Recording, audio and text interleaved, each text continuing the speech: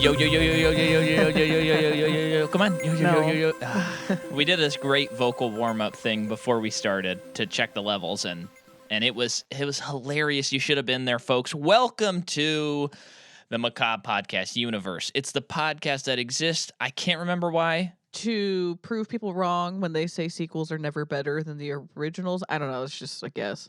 That's your guess? Yeah. Well, it's dead on, honey. Whoa. Sweetheart. And we are talking, we went way back in time. And we're talking about the Mabuse movies. They kind of, now that we heard the name in this. Oomph into it. Yeah, it's not Mabuse. It's or Mabuse. It's Mabuse. And even I heard Fritz Lang in an interview pronounce it Mabuse. Oh. No cute. SE. So we're talking about this pretty iconic series with some pretty interesting film history. And we got kicked off last week with the 4.5-hour silent film. Now we make the bridge and the jump to sound, which is pretty interesting. I don't know of any like series proper that has a jump like that. No. There may be. I'd love to hear it. You know, I know you could probably say like, you know, The Tramp or something like that, like Charlie Chaplin, but that's not like. But that's a character, right? Yeah, it's not like a continuing story. Yeah. So this is pretty unique as far as film franchises go. Although this might fall under it if there are so many Mabuse movies. We're just choosing 3 of them. What do you mean? Didn't you say there are a ton of Mabuse movies? Yeah, there's like 7 or 8, I think, including a couple remakes. So how come we're only doing 3? Well, we're doing the Fritz Lang movies because Did those other ones come after these first 3? There, let me look it up really quick. But cover for me if you would be so kind. Because if they have been throughout these 3 movies, then it would make sense that it would kind of fall under the Tramp kind of situation as well. Yeah. So, okay. Actually, there are these 3 movies, and then the last Fritz Lang movie comes out in 1960, and then in 1961 is The Return of Dr. Okay, so Mabuse. I do think that this is different. Yeah. And then there's The Invisible Dr. Mabuse, and then there is The Testament of Dr. Mabuse, a remake.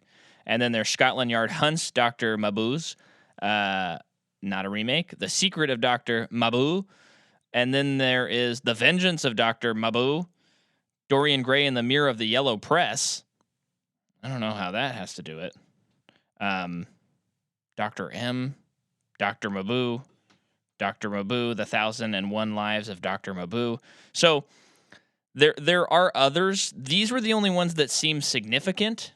And it did seem, like I said in our last episode, much like Sherlock Holmes. If we were like, hey, let's cover Sherlock Holmes, we would choose like a creative team. We wouldn't. Like the Robert Downey Jr.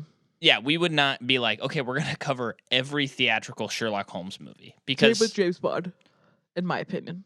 Yeah, that one's easier, though. It is. Because you go by actor. You go by actor, and there's not like multiple. And they're all popular to some degree. Yeah.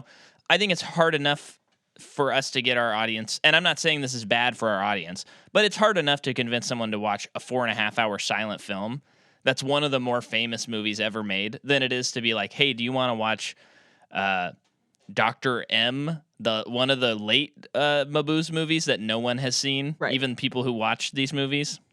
So that was also part of what, informed that decision.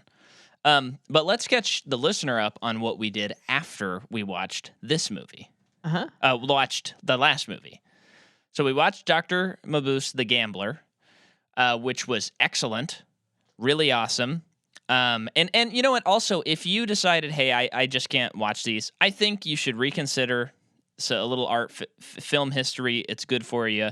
But if you're like, no, really, I don't want to, listen to this episode because there's some insane Nazi historical elements to this movie that are wild. So it's worth learning about either way. But Fritz Lang is the director of Metropolis, one of the most famous movies ever made as well. I did see that is kind of cited as like the first real full-length science fiction movie. Okay. which totally makes sense. Yep. That's a movie that's been on my radar and a movie I've been wanting to watch for a very long time. Yeah. And we finished The Gambler, and we were like, let's watch Metropolis. So we watched Because he made it. that in between The Gambler and The Testament. Yep. So we watched it, and boy, howdy, that thing honks. Yeah. It is probably my favorite of the Langs I've seen. Okay. Although M, I might like a little more. Oh, okay. But I did like it more than both Mabuse movies. Riveting movie. So good. Yeah, and I'd recommend if you're a listener, just pick a soundtrack that you like, because we did this. We turned on the soundtrack to Arrival, and we played it in the background, muted the movie because there was weird like stings of score, but it wasn't like correct. It was very strange, and we watched it. And it was also shocking how often the scores would line up with what was happening With on the pacing screen. and stuff, yeah. And it really, like, because we watched, I think, like a half hour, then we couldn't finish it. And then the next day we watched 2 hours, and it felt shorter than the half hour the day before. Like 45 minutes, but yeah. Yeah, because we had the score running in the background. Uh-huh. And I'm going to remember that move for when I'm watching silent films that don't have a designated score on them. But yeah, highly influential. A movie much like this movie that comes out and people are like, yeah, whatever. Although this movie was a little better received. We'll get into that. Okay. But it was also a banned movie. Yeah, you so said H.G. Wells criticized Metropolis. yeah, he said it kind of ripped him off a little bit.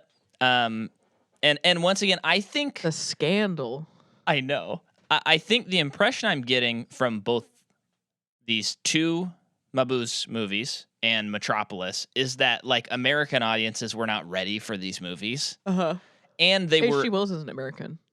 Oh, is he not? Isn't he British? Oh, I don't know. Let me look it up.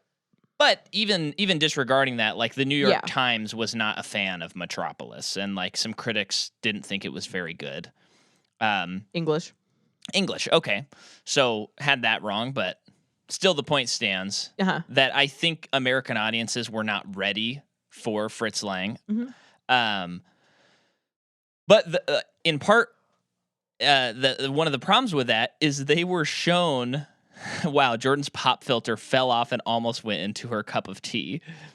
But in the U.S., they were shown truncated versions of these movies that were really edited. And then, why did they do that? Just because they thought it would appeal better to an American audience with a different cut? yeah, I think with the first Mabuse movie, The Gambler, it was like, we can't show an American audience a 4.5 movie. Well, I think it was. Oh, okay. That's way by the too time, long. But originally that movie was released in 2 parts In Germany. in Germany. So by Yeah. the time like America would get They're it, like, let's just cut a bunch of stuff, make it, a Okay. 2-hour movie or whatever, and show it to audiences. So people were like, eh. Yeah. And I do think, we talked about it last week, that though it's 4.5 hours, like, I don't think it's very necessary to cut anything, personally. Like, I feel like it all fits a really great tone. It's very long, of course, but, that's what I think. And Metropolis, I believe they were shown also a bit of a truncated version, like 10 or 20 minutes cut off. And then for years with Metropolis, there was missing footage. And it wasn't until 2010 that they found in this museum in Argentina, they found a print that filled in the gaps of about 20 minutes. So now, that's a lot.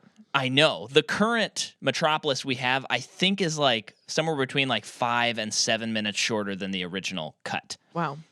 And it was wild because I was reading all about it, and even it's more recent, as in like since 2010, that people have like fully embraced Metropolis as a masterpiece. That's crazy. Yeah, there are still people, there's someone like Martin Scorsese who's like always been a fan of Metropolis.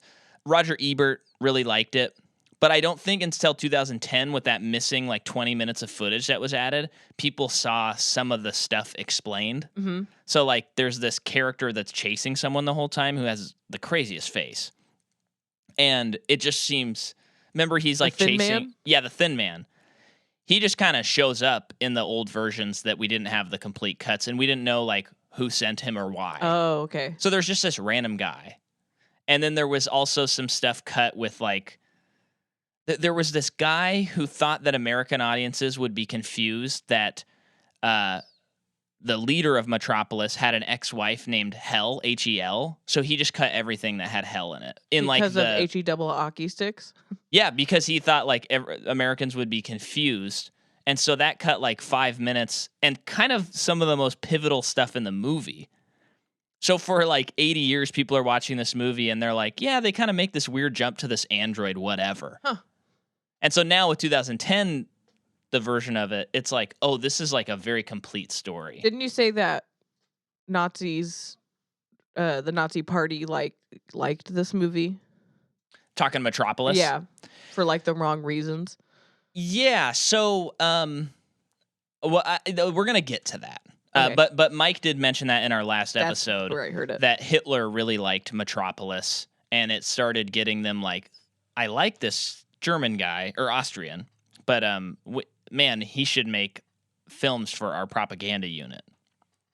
Which I have all that info, and it's pretty strange and exciting stuff. So, but let's get into it. So after Mabuse, the first one, he makes a 5-hour movie called De Nibelungen. Oh my gosh. Which is probably great. Then he makes Metropolis. And Metropolis is so over budget that it nearly bankrupts the studio. It's a total flop. I would believe that. Yeah. It's a flop when it comes out everywhere. No, people just don't like the movie. It literally takes 80 to 90 years for people to appreciate this movie.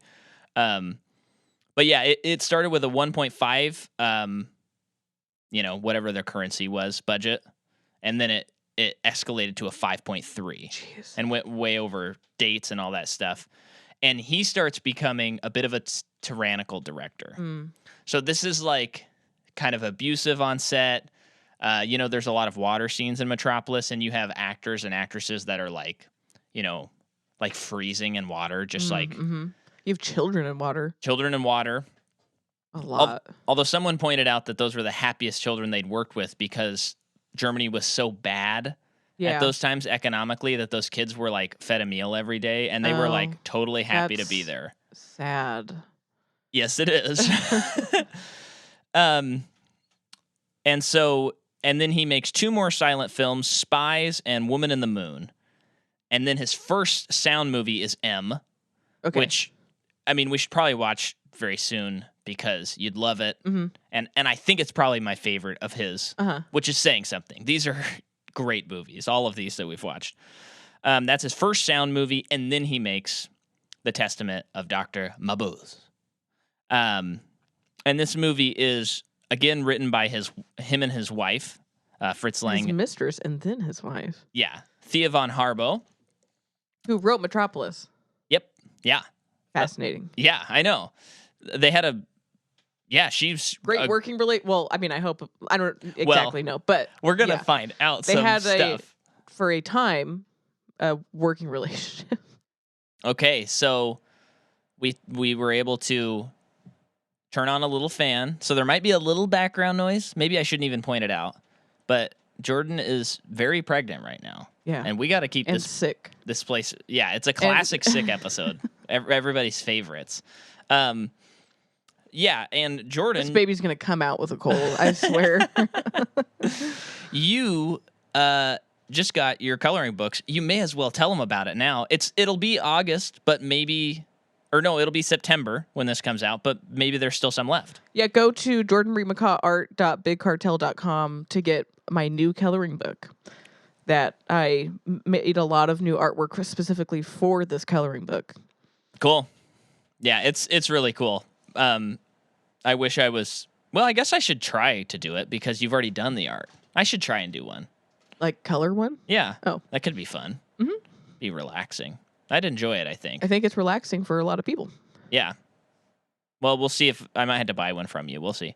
Mm-hmm. Okay, so... Before I get into how this was made a little bit, I just want to point out cinematographer Carl Vash, and then Fritz Arno Wagner. Fritz Arno Wagner did Spies and M, so he's worked with him before. Who is this? The cinematographer. Oh, okay. Music is by Hans Erdmann. Hans. So Hans, yes, thank you. So there was music for this movie. I think there was on our... Yeah, there was, because this was sound. This is, yeah. I thought we were talking about Metropolis again. Yeah, the music was very, very light and very... Yeah, it was. I mean, this is early composing for the screen in this way, so it's not there yet. Yeah. In my opinion. But it was interesting to see how they did it. But it only popped up like 3 times maybe throughout the movie. I guess I didn't really notice. Well, that's part of it. Yeah. But what was cool was the use of sound in this movie was actually pretty interesting, which we'll get into. Okay. Yeah. The movie comes out April 21st, 1933 in Hungary. Mm-hmm. Now, I didn't say Germany because this movie gets banned in Germany. But we're not there yet. And if I start being... If you're like, Micah, you've talked too much, feel free to cut me off. I just got a lot of cool stuff to tell you here. So, the author of the Dr. Mabuse story... I keep mispronouncing it, but I think I'm just going to call it that. Norbert Jacques was approached in 1930 to make a story so they could make a Mabuse female villain movie. Okay. And so at the time, he'd only written the one novel. Oh, okay. Which did well, and the movie did well. And so he starts writing a novel called... So this is a Hannibal situation? Where they came to the author and they were like, "We need you to write another book." And then the author's like, "Writing's actually really hard to me. For me, I can't just like do that." And then they're like, "Okay, fine, we're gonna do it anyway. It's not your baby anymore." And then he's like, "Okay, I'm just gonna whip out a crappy book," and that's what he did. And then we have Hannibal. It's like that, but it's a happier ending. Because what happens is he starts writing this book called Mabuse's Colony. And in the novel, this character named Frau Christine gets a copy of Mabuse's testament for a world of terrorism and crime. Which is a pretty good idea. I like that. And so Jacques and Lang and Harbo, they all go on vacation together. They're friends. And they start talking about this. And then Jacques sends Lang his unfinished book. Okay. And Lang is reading it, and he's thinking, I really like the testament angle of this specifically. And so he writes an outline that is separate from Mabuse's Colony. Okay. And so the movie winds up actually being based on Lang's outline. And so that's kind of interesting already. I've never really heard of something like that. That is pretty fascinating. Yeah. So, and I forgot to look up if the... Let's see, if the other story was ever... Yeah, so the second book he wrote is Das Testament de Dr. Mabuse, and it was written in the early 1930s, is what we're talking about right now, but not published until 1950. Whoa. Under the title Dr. Mabuse's Letztes Spiel. So, yeah, and then there was an unfinished novel that came out in 1994. Okay. So there's really not a lot of books about Mr. Doctor. Feels like more of a Fritz Lang thing. Yeah, which is quite unique. So, I mean, just imagine there was like one Spider-Man comic, and then they made all these movies, and we're like, huh? There was just one?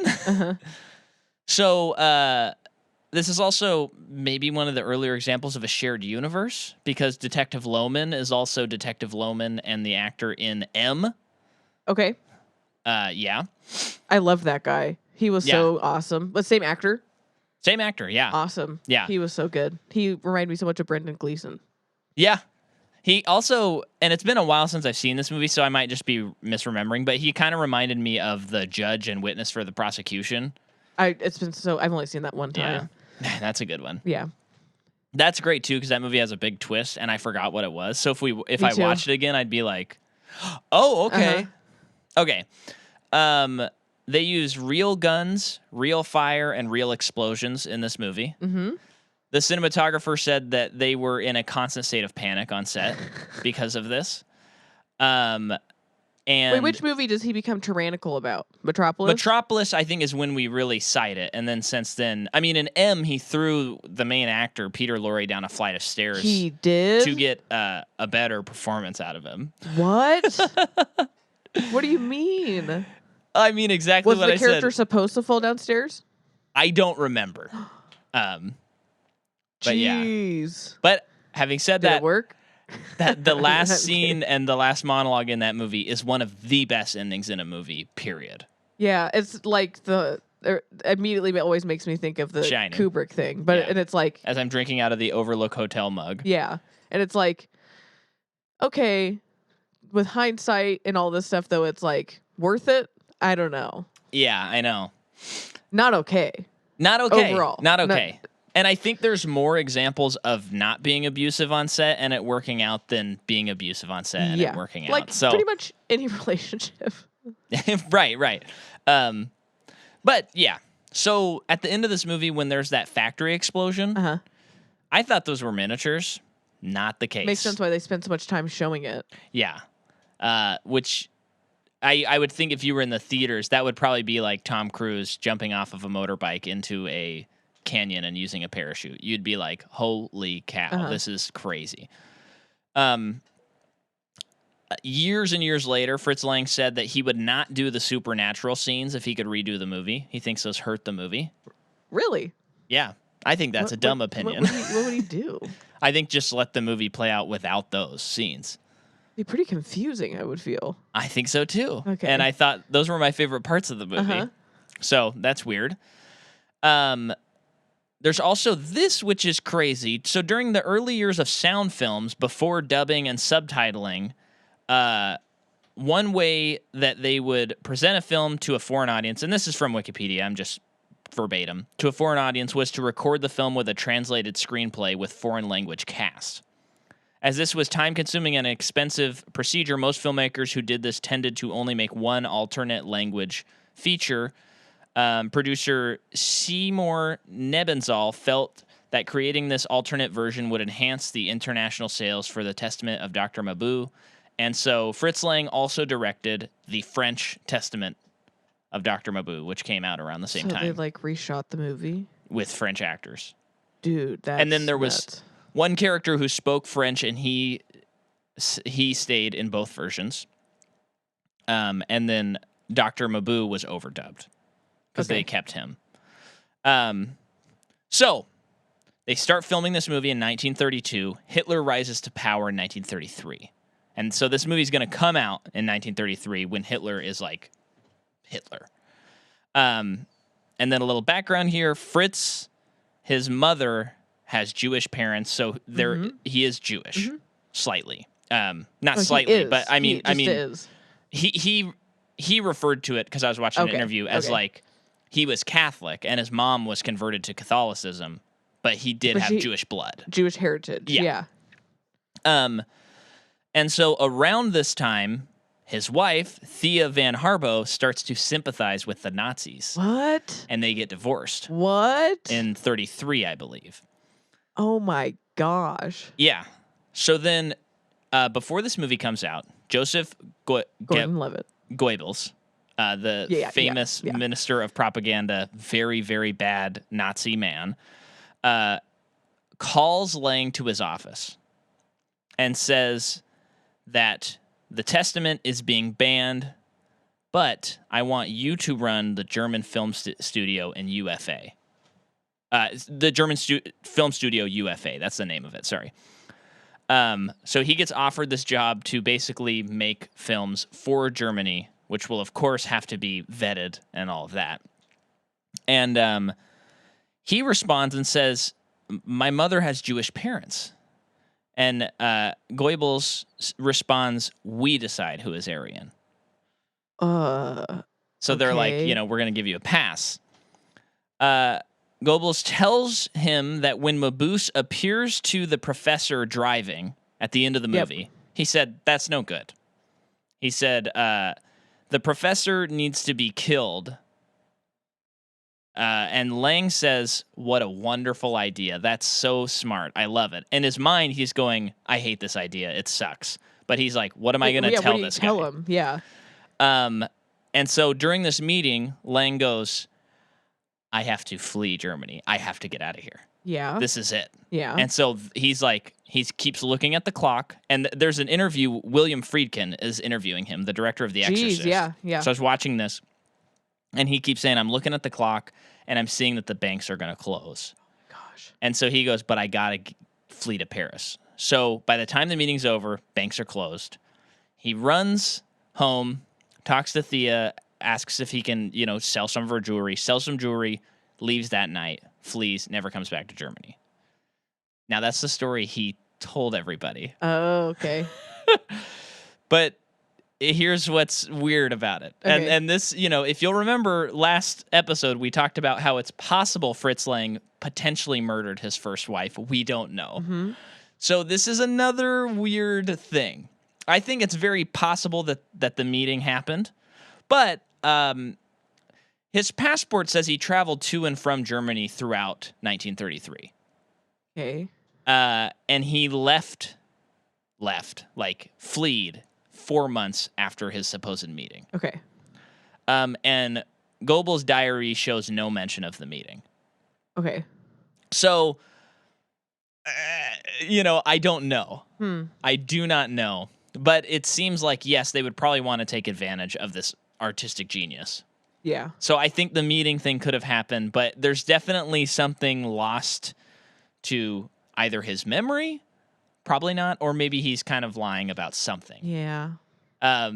Which maybe even if it's as simple as maybe he was ashamed of not leaving as soon as he could or as soon as he wanted.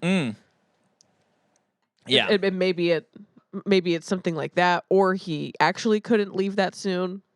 Not a shame thing, but just something else. He just couldn't leave soon. I mean, he's married. But it is, regardless of her starting to sympathize or not, it's not an easy decision. Right. But what's crazy is, he's telling this story and it's so full of details, where it's like, I'm looking at the clock. I know that the banks are going to close. I got to get to Paris. And then it's like, but then you left 4 months after that? Yeah. I don't know. Yeah. Kind of weird. Have you heard about that? It's a couple in North Korea or when all that stuff was going down in North Korea. Which time? Well, sorry, I'm sick, so I'm having a hard time formulating my thoughts. Apparently, I've never looked into it, but I've heard that there's these. I think they might be married or something, but it's they're a directing team, and they were kidnapped to North Korea. This sounds familiar. To make movies for them, and I don't think they've ever come back. Yikes! But then again, I've never looked further into it, and I can't remember where I've heard it, but I've heard that North Korea has kidnapped Koreans. Oh my gosh! To do stuff for them in that way. Does North Korea put out films internationally? No. Well, no. No. It's one of those things though where it's even if they did, wouldn't anyone really show it? Yeah. But also, I would say no. Yeah. Well, it's just we still get Chinese films, and they're communist. Yeah. And they have a pretty crazy government. I think we even still get... they censor a lot. Not right now, but we do get Russian films still. Yeah. Right now, I doubt we're getting any films from Russia. But it's kind of interesting that I don't think I've ever seen a North Korean film. No. And then South Korea is booming, has this amazing, film industry, and it's definitely broken through to American audiences, where it's not uncommon for an audience member to be familiar with a lot of South Korean movies. Mm-hmm. And yet the country right above, we don't have really anything from. As far as I know, I would love to, if anyone knows anything about that, please, I'd be very interested. I'm going to forget after this recording because we're about to have a baby. But context when you text. Yes, please, because you're going to text me 3 months after and you're going to be like, North Korean film, boom. And I'm going to go, what are you talking about? Mm-hmm. I need the context, okay?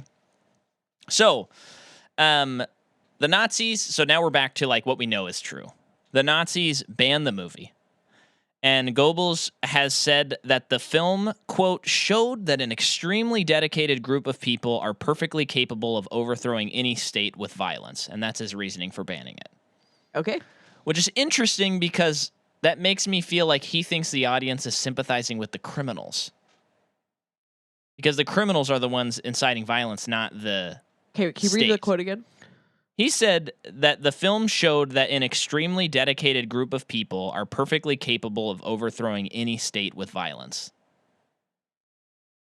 Yeah, I think absolutely anything that could plant a seed of doubt in the German mind during that time was enough to ban anything. Right. Because in this movie, the organized crime is very tight and very figured out. I'm like impressed. Right. It's as impressive as what's the movie with Robert Redford and Paul Newman? The Sting. Yeah. Where you have them doing that and it's like, this is impossible. You're never going to get this many people on board. But, yeah. But I find it interesting that he banned the movie because, like, the criminal organization and Mabuse are allegories for the Third Reich and Hitler. Uh-huh. And he banned it because he's saying that, like, people would look at the crime organization, an allegory for us, and know that a government can be overthrown, thinking that people would sympathize with the allegory for the Nazis in the movies. That's just a weird reason to ban the movie. But having said that, when the professor is visited by the doctor, as in Mabuse, I'm trying to avoid saying the name because now I'm feeling weird about it. But when he's Mabuse, when he's visited by him after he dies, he says a quote to him, the whole reign of terror and stuff that is like Hitler quote, just with like a couple of words changed. So I'm sure that's a red flag for him. You know? Yeah. Yeah. So the French version with English subtitles was released in the U.S. in 1943. In 1951, the German version was released to the Germans because they hadn't seen the movie. And it was 75 minutes with the title The Crimes of Dr. Mabuse. And it had an English dub. The English subtitles for the 1943 release and the 1952 dub added allusions to Hitler. The Testament of Dr. Mabuse was first shown publicly in Germany on August 24th, 1961. So the first time this movie was shown in its proper format 1961 was in 1961 in Germany. Although it was still only 111 minutes, but still, that's pretty good. Or no, that's how long the movie was. Yeah, because it was a little under 2 hours. Oh, I thought it was 2 hours. Oh, yeah, okay. You're probably right. No, there were all those title cards at the beginning that don't count. Right. Yeah. And then in 1973, the unedited German version of the film was released in the U.S. So, you know, I think that's another reason why it took American audiences so long to get it, because they're getting the wrong versions of the movie. And they're getting, like, the Nazi-approved version of movies, you know? That's fascinating. Yeah. So, Lang wrote a foreword on the American release, and I just wanted to read this. I thought it was interesting. He said, "The film was made as an allegory to show Hitler's processes of terrorism. Slogans and doctrines of the Third Reich have been put into the mouths of criminals in the film. Thus, I hope to expose the masked Nazi theory of the necessity to deliberately destroy everything which is precious to a people. Then, when everything collapsed and they were thrown into utter despair, they would try to help in the new order." But the German cultural critic Siegfried Krauser, in his book From Calgary to Hitler, commented that Lang's comments smacks of hindsight, but his own analysis of the film indicates that it foreshadows Nazi practices and retroactively reveals Dr. Mabuse the Gambler, Lang's first Mabuse film, to be one of those deep-rooted premonitions which spread over the German post-World War I screen. Still, despite the Nazi ban of the film, Krauser is dubious that the average German filmgoer would have seen the analogy between Baum and Mabuse's elaborate criminalization and the Nazis. So, I think I probably agree with that film critic, because I'm seeing that Lang's a little fast and loose with stuff. So he's like, I thought of all of this stuff right when we made the movie.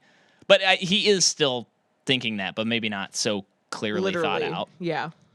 And then finally, my last note is that Christopher Nolan himself cites this movie as a huge influence on the crafting of the criminal mastermind, played by none other than Heath Ledger, the Joker. Yeah. So what? Did you not hear what I said? Yeah. Did you have more to say? No. This movie's just like one of the main. So, I mean, if you like The Dark Knight, you have to watch this movie. Oh, okay. Yeah, we have this movie to thank for making the best Joker. Joker had a lot of loyal people with him too. Yeah. So what are you gonna do? You gonna hit me with some actors? Okay. You don't have to go crazy deep or anything. Otto Wernick plays Inspector Carl Lohman, like you had mentioned.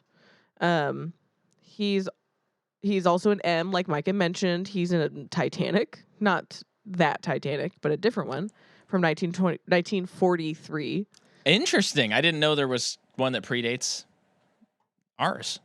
Third Reich's Nazi propaganda epic about a heroic fictional German officer on board of the Titanic. Sounds actually pretty fun. That's really fascinating. And then, sorry. The Nazis trying to get the Corps de la Mer. And then Tommy Bordell plays the professor. He's also in Fantomas, Iceland Fisherman. That's all German, and it all continues to be German. Thomas Kent is played by Gustav Diesel. Okay. Someone beat you to it, Vin. Don't know what to tell you. You're not that unique. He's also in Pandora's Box. Okay, that's a big movie. Yeah. That's a big movie, yeah. That's in the 1001 movies to watch before you die. Oh, interesting movie. Which is a German movie. Okay. And all of it's German. I mean, I think this is German. Well, he plays Jack the Ripper in that movie. In Pandora's Box? Yeah. Sounds like you're going to want to watch that one when I get to it. Yep. And then the original true crime, Jack the Ripper. Lily is played by Monique Roland. That's who Kent. That's the love interest. Yeah. She's also in Foolish Husbands. Oh, they are so foolish. The Barber of Seville, and other German things. Yes. Is that everybody? Well, that you want to hit? I mean, that's the important players. Right. Because there are a lot of people in this movie. Oh, yeah, there are. So the movie begins, and we're introduced to this character. I didn't catch his name. Hoffmeister or something. Hoffmeister, yes. And we'll find out that he is basically a disgraced detective. Trying to get back his reputation. Yeah, and he stumbled upon something. He had been investigating some illegal activity. And he was in this place. Kind of this lab almost. Yeah. And there's this crazy like sound loop that's like and it really set a very ominous tone for the movie. I thought he was a bad guy. Which maybe you're supposed to think that. Yeah, I did at first as well. Because I thought he was going to like kill these, nice scientists. But it turns out he's not. Yeah. They're in there, and these two dudes come in there, and he's hiding, but basically they discover him. Yeah. But they keep it hush hush that they do. Right. And they grab I'm assuming it's the Testament. Is that what it was? Okay. I don't know though, because the professor had it, so I don't know if this is something. But it looks like it was like plans. Okay. It was like paper. Yeah. I mean, I think it's a part of it. I mean, I think there's many testaments. Yes. Now here's one thing that I don't know if I got full clarification on in the movie. The testament is he like hypnotically getting it out there? Did we ever find out how it got to the criminal organizations? No, I don't think so. Okay. I never thought about that. I was kind of waiting for the shoe to drop on that, like there to be like, oh, he hypnotizes this person and that's how that happens. Or I just filled in the blank in my head where it's like, because of the events of the last movie, he whipped the people up into a frenzy. Yeah. Was arrested and everything. And it's like some people still believe in him. and they still believe in the work that he did. Sure. So he'll, like the Joker, like he'll always have a follower. Yeah, that's cool. I think that's what I just filled in my head. Yeah. It's very interesting that for a movie that he's quite iconic, these are some very iconic stuff. He is not very seen in this movie. Barely in this movie, and it's really like a doesn't Silence talk of the Lambs at kind all. of situation. Yeah. What, like Buffalo Bill? Oh, you're talking about Hannibal Lecter. Yeah, and Silence of the Lambs, he's like not really, it's like 10 minutes of screen time or something crazy like that. Yeah. But yeah, so and remind me, did Silence of the Lambs the book come out before the other stuff? Yeah, you were right earlier when you said Hannibal was the one where they were like, write another book. So he wrote Silence of the Lambs and it just threw in this killer, this cannibal.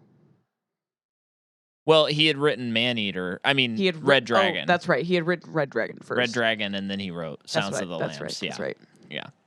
Yeah. But still, he was in prison for that movie. Yeah. That's pretty cool. And I know we did a whole podcast on it, but I'm just reappreciating. It's interesting that the two books where he's not in prison are terrible stories. Maybe there's a pattern there. Maybe he should have been in prison and consulting in the other two. Yeah. But yeah, so Hoffmeister's... He's a bad guy, so we don't want to celebrate his actions. So we made bad movies about him. Do you remember how bad Hannibal Rising was? Gosh, it was terrible. That was one of the worst we've ever covered. Yeah. That was up there. Yeah. I don't know. I still don't know if it gets worse than Apocalypse, though. X-Men Apocalypse, bad.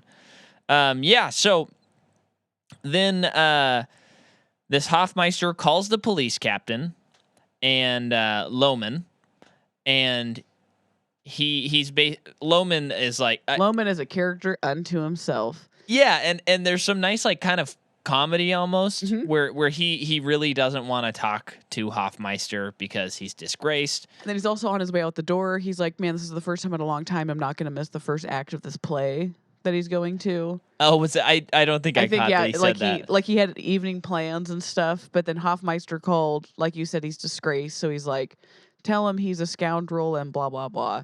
Yeah. But he does get on the phone with him. He does. And he hears that there's like this criminal organization thing happening, and he's about to tell him the name, and then we hear and see that someone came in. But it's very like, I shouldn't say Hitchcockian because Hitchcock and Lang would be contemporaries right now. But it's that very much like, oh, we didn't see the action happen, but I assumed he was killed actually in this scene. And then we'll come back to that later. But then I think he starts singing.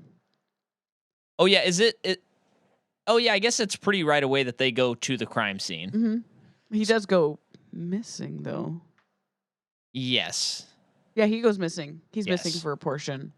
Yeah, and so they go to this crime scene. They're looking for Hoffmeister.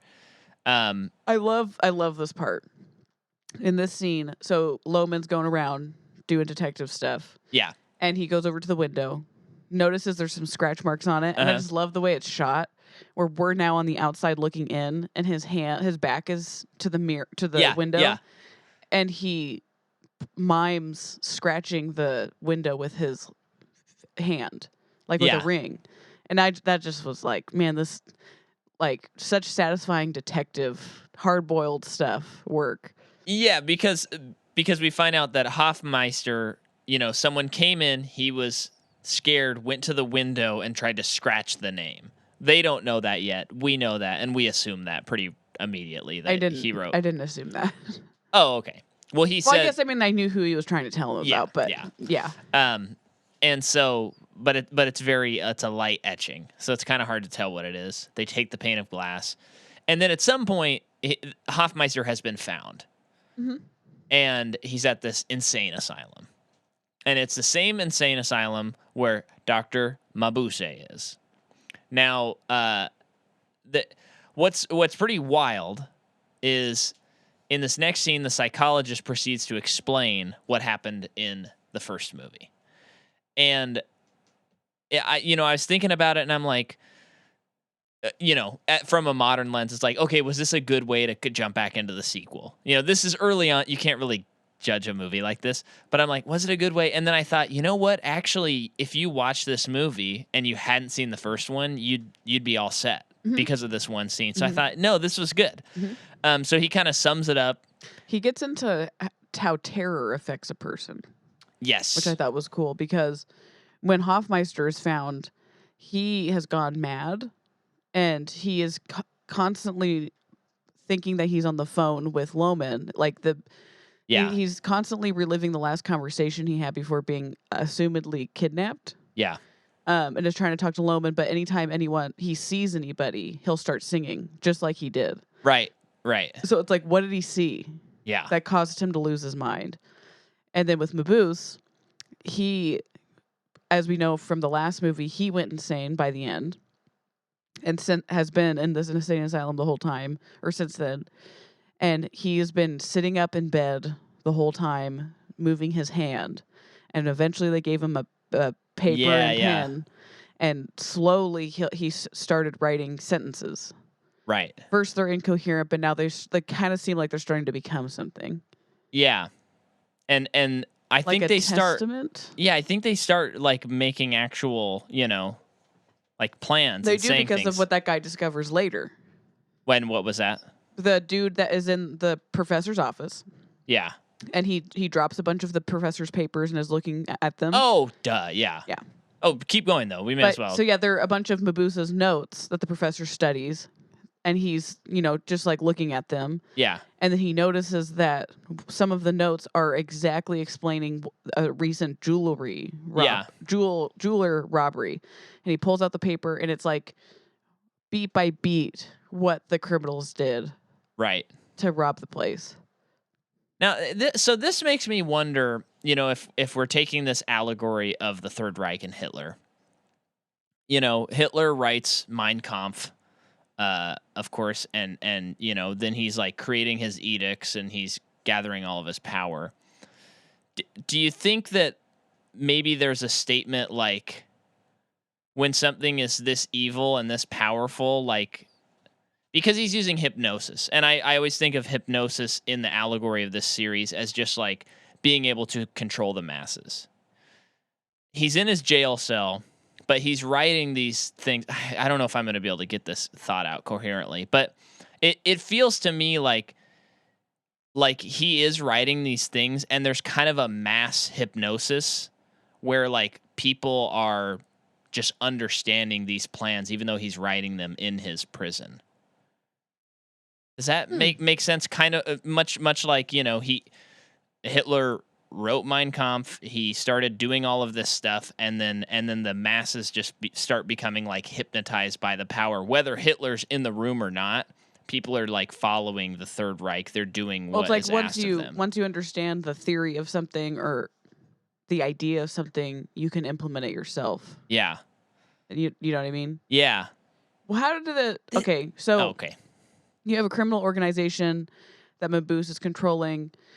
We don't really know how he's controlling it for most of the time, and it's still a little confusing to me. So how he communicates to them is he'll send people like telegrams, and it's like meet at 10 or 1 a.m. tonight or something. And so the appointed people go to this room, and there's a curtain, and no one's to look behind the curtain. Yeah. But later on, it's revealed it's like this silhouette of a person. Yeah. So it's not a real person. Which was that was like, whoa, this is crazy. And a speaker. Yeah. Because he is talking, but it's like, who is setting this up? How does this work? Is he just projecting his self? Well, so like in the logic of the story, I guess the only thing you could say is that he like a supervillain, like had everything planned out to the finest detail. But I think if you're going allegorically, I think it's, and this was the point I was trying to make, but it's like impossible for me to make for some reason, is that like absolute evil can just like spread like that, and like have maybe it's like once evil gives birth, it has a mind of its own.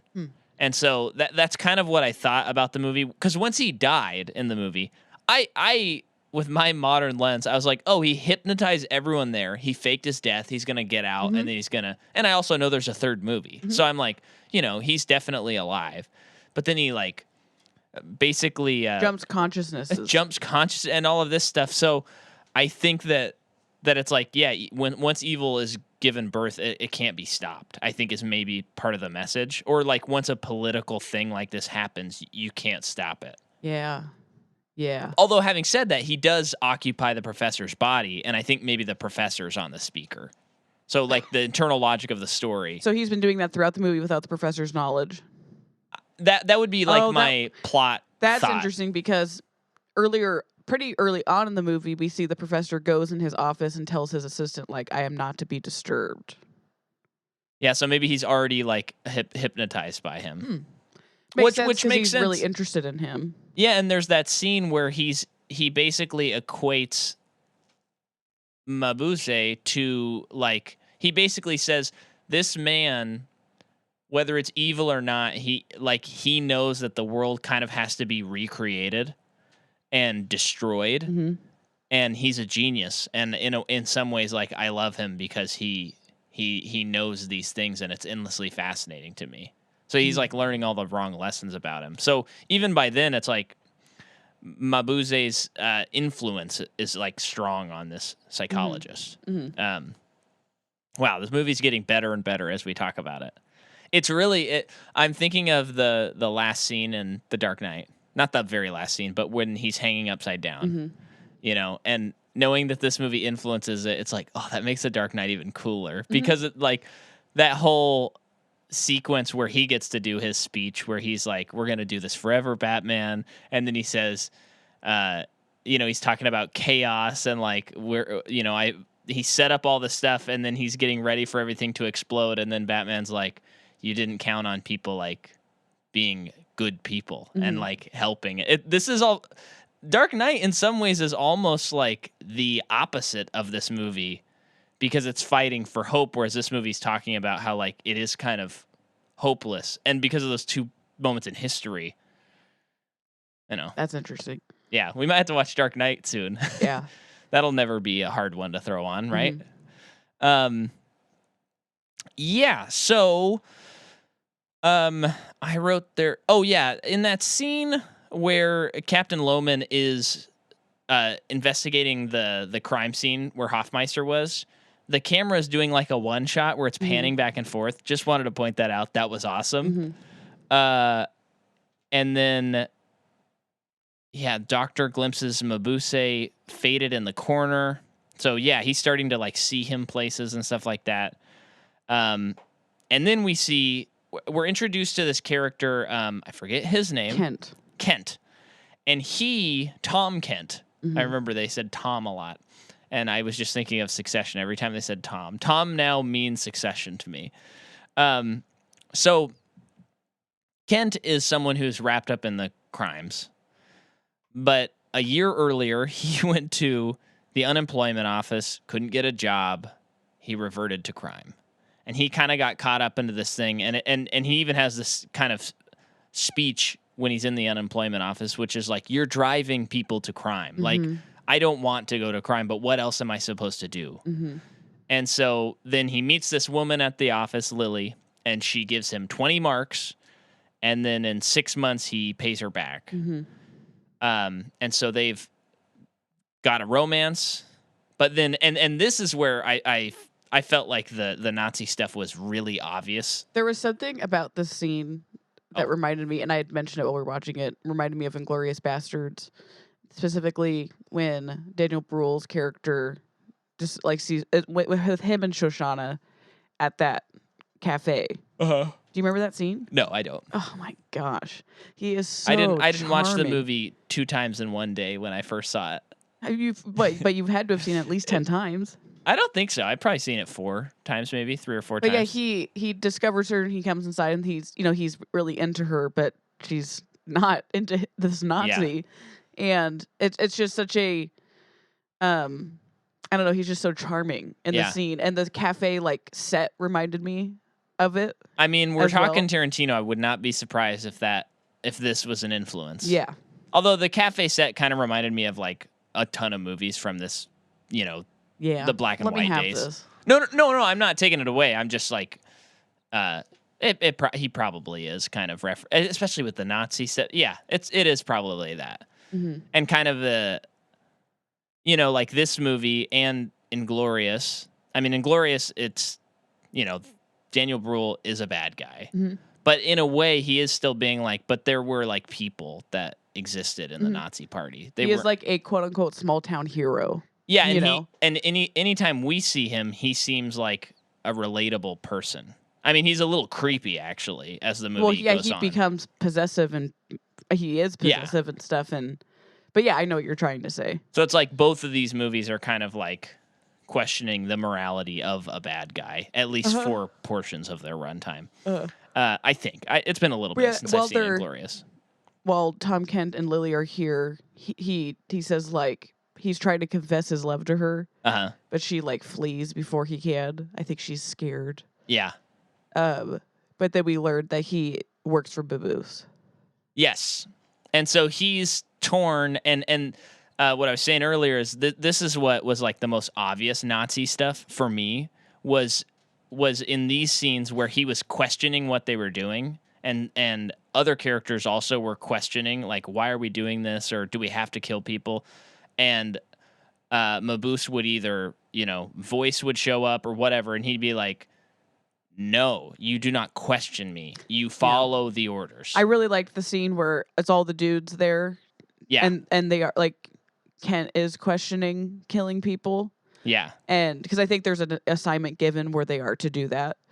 And this one dude like corners him and is like, oh, what? You have a problem killing people? We're all criminals anyway. Blah, blah, blah. And Kent's like, it's really none of your business, but since you're asking, I have killed 2 people, and that's why I wouldn't want to kill anybody else. Yeah, that really was cool. That. Yeah. So then there's that scene with where the papers fall, and the guy starts putting it together, talks to the professor. So is that guy with the cops, or is he just another doctor? I think he was just a doctor. Okay. And then he's leaving, and he starts being chased by one of the 1,000 eyes of Dr. Mabuse. And so there's someone following him, and this is when I was like, oh, baby, this is that good cinema stuff going on here. He's sitting at a stoplight, and he's in a car, and then there's a car behind him with a bad guy in it, who we know, who wants to kill him. We're pretty sure. Ordered to kill him. Yes, that's right. And he kind of taps his driver to get him to honk his horn. They're at a stoplight, and they all start honking horns. And there's like 6 or 7 cars, and they're all honking their horns, honking. And then the camera pulls out to a wide, and you see smoke coming out of one car. And then the police let the intersection go, and all the cars drive away, and there's one car just sitting there, and it's the guy who was piecing it all together. And he slumped over. Mm-hmm. And I was just like, magnifico. That is such an amazing way to show this whole, like, an assassination of a person. It was awesome. It was so good. And by the way, M in particular, but you can see it in this as well, and even The Gambler, Lang is, like, very much one of the foundations of film noir.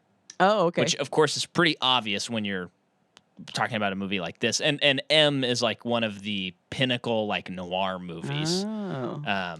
Yeah, so cool. Yeah, and this scene really reminds me of that type of film, yeah. So they do that jewelry heist. Okay, why? Oh yeah, and so they're questioning like why does Dr. Mabuse, why does he not want money? He doesn't take any money. So, there's just all this mystery. I wonder how much of like the rise to Hitler had people in the ranks or whatever just kind of being like, he takes care of his people. Yeah, or like, what is he doing? Like, what is his advantage at this point?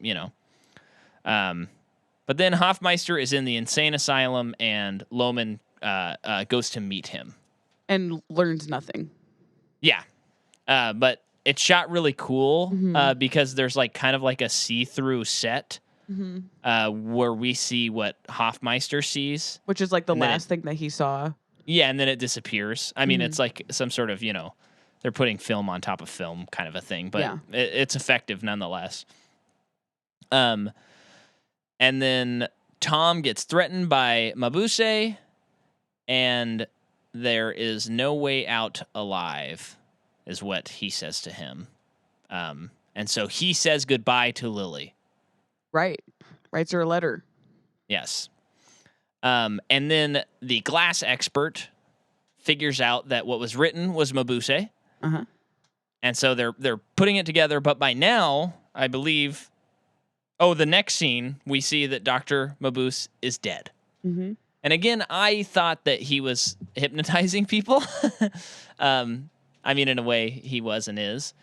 But he dies, which is So were you nuts. saying about the hypnosis thing when you were trying to formulate your thought? Yeah. Was the hypnosis is basically a representation of how bad ideas get into people's heads and into groups of people, and then it just snowballs.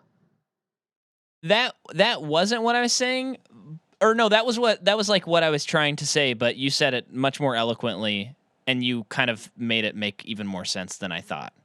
Thank you. Yeah, it's like any there's especially the world we live in right now. It just feels like someone can have so many Mabuses around, right? Well, yes, but someone can have a crazy idea.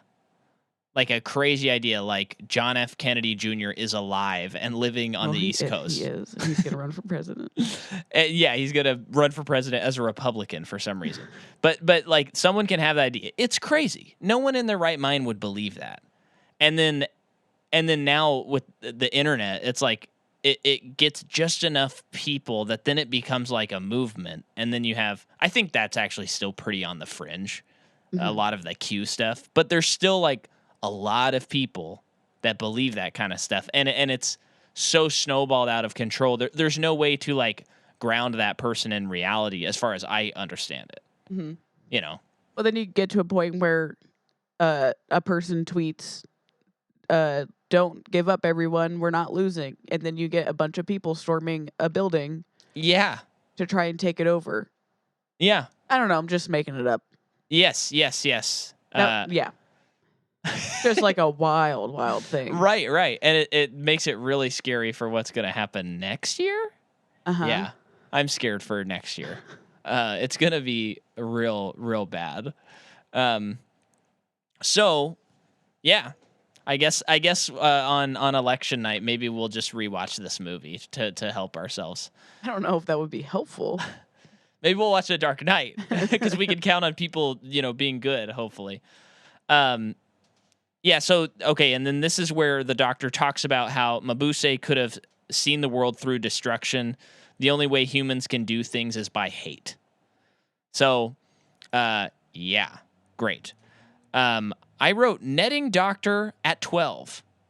I think I was looking at the screen and typing, but I believe that this is when Mabuse, appears to the doctor. Yes. Can you talk about that while I try and look up the quote? The doctor / psychologist / professor is going over the testament of Mabuse. And before him at his desk, Mabuse appears, but he's got a weird mask on, or his eyes are alien-like. Mike Combs sent me his notes from the movie, and one thing he noted is, especially if you, he said he looks like the Emperor from Star Wars. And while oh, brother. No, but what was funny is... I'm kidding. I didn't agree with that. And then I thought about in Empire Strikes Back, the original actor that they later replaced, it does actually look a lot like that. Oh, sure. Because they put this weird mask on a person. Does he know that this movie was made first? George Lucas? I'm kidding. Yeah. But yeah, did you find anything about like why they chose this makeup or something? I didn't see that. No. Okay. No. Just curious.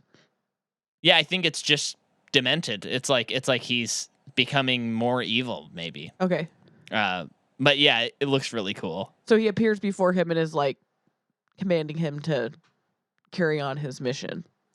Yeah. And so he has this quote, which apparently is basically just a either Hitler or Nazi quote with a couple of words changed. So he says, the ultimate purpose of crime is to establish the endless empire of crime, a state of complete insecurity and anarchy, founded upon the tainted ideals of a world doomed to annihilation. When humanity, subjugated by the terror of crime, has been driven insane by fear and horror, and when chaos has become supreme law, then the time will have come for the empire of crime. Jeez, that's chilling. It is. And you know, of course you can think about that in regards to freaking Nazism, where it's like, you know, Germany is disheveled, it's ruined, and now there needs to be a world order, and it's us. So then our boy Kent, he tells Lily that he was in prison. Well, she shows up and confesses her love to him before he can say bye, bye, bye. Yes. Bye, bye, bye. She's like very much like, why would I not love you anyway? And then explains that he's killed 2 people. It was a crime of passion. Yeah. It was someone else he was involved with was cheating on him. I think. I'm forgetting, but or something like that. He killed a past lover and her lover or something. Yeah. I think, or he assumed that they were together. Yeah. It's very Shawshank. Yes. And he only got 4 years for it, apparently. Yeah. And her response is, how could I still not love you, though? And it's like, okay, lady, let's pull it back a little. That scene worked for me, though, because she was like, you know, he's like, I have a past, and I forget the exact phrase, but it's something like, and why should that matter? And, no, yeah, she keeps saying that. I'm not truly critiquing. And then he's like, I've committed crimes. Why should that matter? And then he's like, I've killed someone. Why should that matter? And you're like, okay, that's cool. But he tells her he's leading a criminal life. Yeah. And while she's there, he's supposed to be doing a job. Yes. That involves killing more people. Yeah, and he didn't do it. He didn't show up. Go. So he gets in trouble and is summoned by Mabuse. Yes. And she comes with him. Well, they're like kidnapped to go to him. Right. Earlier in the movie, there was they allude to like one dude tried pulling back the curtains where Mabuse is once, and that like he died instantly. Yeah. So there was like even more of a mystery surrounding how this works. So when they get there, you know, Mabuse is like telling them that they're gonna die. Like they have 3 hours to live, and they're not ever coming out of this room again. So it's like, okay, there's an explosive. They pull back the curtain, and that's when we discover that there's no man behind the curtain. Yeah. It's just a speaker. Yeah. Which, again, if we want to take it to the allegory, I feel like, at least I kind of take it as also a commentary on like the overreaching nature of a dictatorship, but also like the cowardice involved, where, you know, like the man himself is not gonna show up to these things because he's at heart he's a coward. That's how I take it. That's my own little like reading. I don't know if that's intentional or not, but you know, I know everything. Yeah. So them trying to bust out of the room is what happens while this is happening? Well, while that's happening, Lohman is able to figure it out, and they like attack like a gang of criminals, and they go to this apartment, and they're trying to get to them. Another one of the guys in the apartment kills himself, and the way that was shot was also very classic noir, and was like, oh wow, that's awesome. I mean, you know, and then and he's able to capture one guy, and he's trying to figure out. He captures like 3 of them. Oh yeah, but he does this great thing where he's like, look at these 2 bullets. What's different about them? And the guy's like, nothing. And he's like, that's what I thought too. And that's what ballistics, or the equivalent of, thought too. And he's like, one of those bullets is from the gun your friend had, or you had, or whatever. And then the other gun is... No, the other bullet came from the guy that was shot. Yeah. At the traffic light. Yeah, thing. So he put it together, you know, and that's very cool. So Yeah, so then Kent and Lily escape after flooding the room with water and dampening the explosion. And watching old movies, I wonder, because like the last like half hour of this movie is very quote action packed, and you gotta wonder like we look back on it now and we're like, oh my gosh, so artistic. Like this movie's so artistic, but the audience back then, are they like popcorn time? Like this part is awesome. He's gonna blow up a factory, and all this stuff. And is it the equivalent of now, someone being like, oh my gosh, and then it goes into a CGI fest. But in 100 years, they'll be like, oh my gosh, this slow CGI fest. You ever think about? It probably is the same. Do you think about that? I didn't think about that, but I like thinking about it right now. Oh, so then, Mabuse has this plan to like blow up this factory. And, it all leads to that.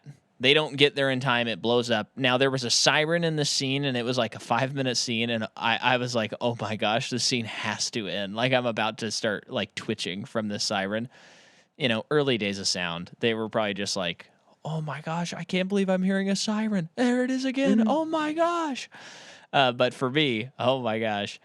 And then they start chasing the professor, who, of course, is inhabited by Dr. Mabuse. And they're chasing him. And there's this cool shot where he's standing in the car as like a see-through silhouette. Yeah.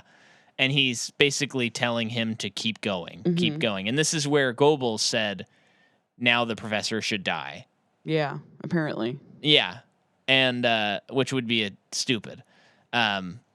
Because it's much more interesting that then he goes back to the insane asylum and he starts writing and writing and writing. So like the evil just continues and continues. And it is it's kind of a dour ending, kind of a dour movie. I kind of rushed through a lot of that. I don't know if there's anything I kind of forgot you how it wanted ended, to so do. Is there like a last line or something? There was a last line, and Mike had a great suggestion for how we should end this podcast on that last line. So before we do, I wanted to make sure that you said all you wanted to say.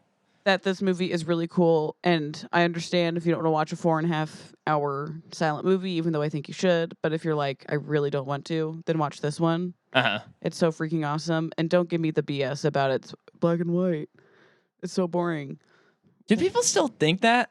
I hear people say that still. Oh my gosh, that's insane to me. Who cares if it's in this black and white? This movie is just as exciting and cool and gripping as a movie that came out today. We watched Glenn Ross, which is also a dated reference now. Yeah.